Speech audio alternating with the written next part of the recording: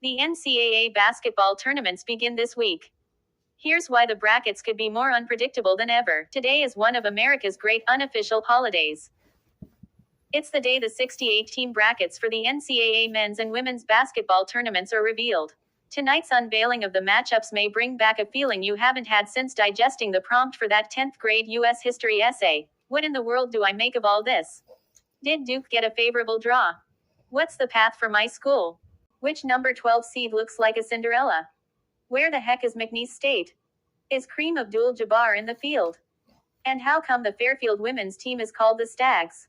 No matter how much basketball you've studied since November, poring over KenPom ratings, streaming games from obscure conferences, reciting the 8-player rotations of the Purdue men and the South Carolina women before you go to bed, there is so much uncertainty when it comes to filling out your bracket. Picking winners has never been simple. Remember, over all these years, there has never been a perfect bracket, but recent changes to the sport have made it more unpredictable than ever. As you come on to the page, kindly hit the like bell and subscribe to the channel if you haven't done so as yet. Thank you. 3 years ago, under mounting legislative and judicial pressure, the NCAA changed two major rules. It allowed athletes to make money from so-called name, image and likeness payments, and it eased restrictions on players transferring from one school to another. Those changes, prompted in part by a Supreme Court ruling that weakened the NCAA's authority, have upended the top levels of college sports.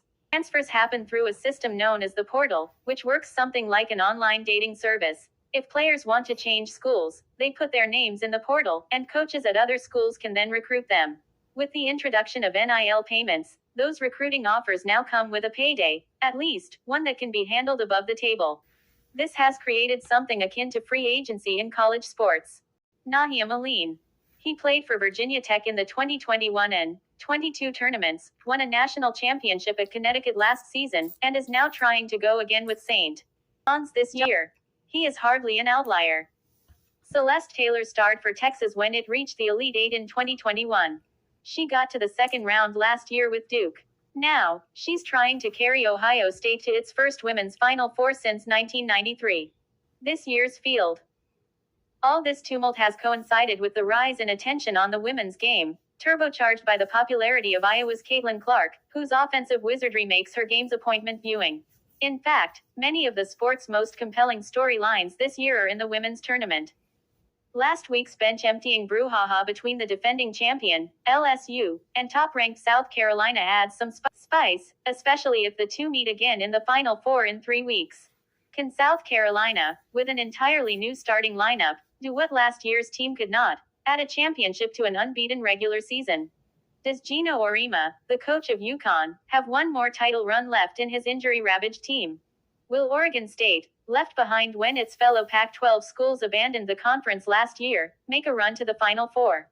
The men's tournament might lack the dramatic storylines or the star power of the women's, but it could make up for that with unpredictability and dramatic finishes, thanks to a field that is more balanced top to bottom. A year ago, two unheralded programs, San Diego State and Florida Atlantic, staged a Final Four thriller, which ended with Lamont Butler's sinking a go-in-or-go-home jumper at the buzzer to send San Diego State to the championship. This year, both upstarts will be back in the field. So will Purdue and its 7'4" center Zach Edey, who hopes to avoid being slew by another David after last year's loss to number 16 seed Fairleigh Dickinson. And UConn, which last year won its 5th title in the last quarter century, more than blue-blooded Kentucky, Kansas, Indiana and UCLA combined, is a fitting avatar for the moment. With all the changes to college sports, is such unpredictability the new normal? It may be too soon to say.